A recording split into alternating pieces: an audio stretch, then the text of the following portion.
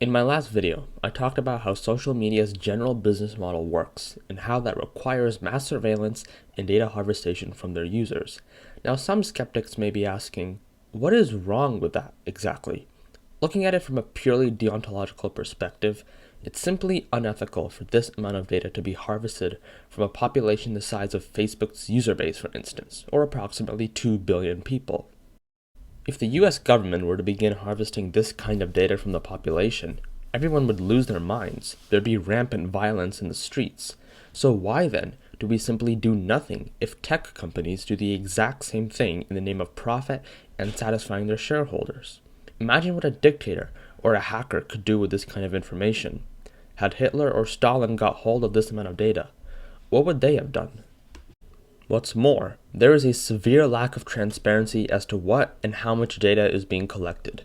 An example of this is the fact that Facebook has an opt-out feature, meaning you have to manually change your settings in the privacy section to stop them from collecting your data. From an ethical perspective, it should be opt-in, meaning that by default, no data would be collected. And the consequentialist case gets even worse. There are really two main outcomes here: addiction and political polarization. Let's start with addiction. As explained in the previous video, websites and social media platforms in particular want to keep their users on for as long as possible, since it drives up the value for ad space. And they do this by recommending content you like. So for the YouTube example, if I start watching videos that talk about video games, my Watch Next section is going to be filled with videos that talk about video games, which the advertiser can set up ads for the new video game. In theory, there's nothing wrong with this. The website owner gets more money, the advertiser gets more bang for his buck, and most importantly, you also benefit.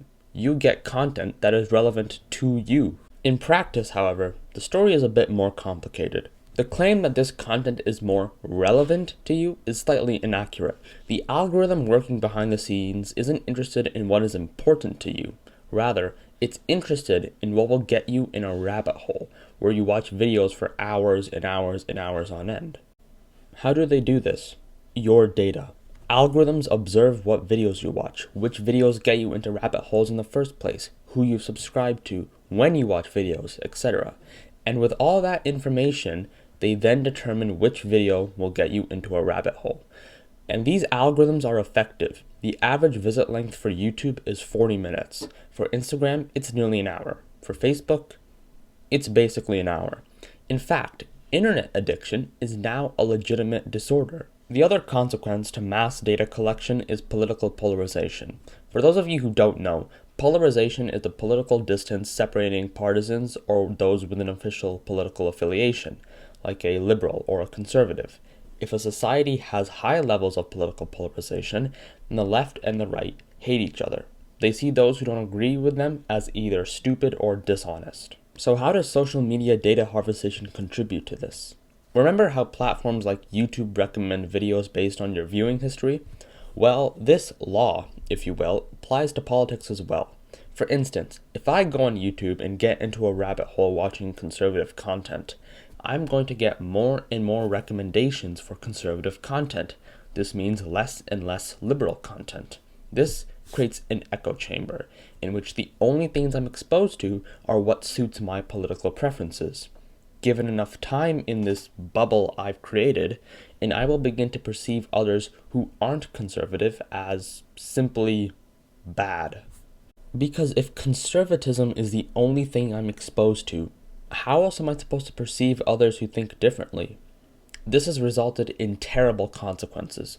Pew Research does extensive research on political polarization in society, and the sudden increase in the divisiveness is directly correlated with the rise of social media.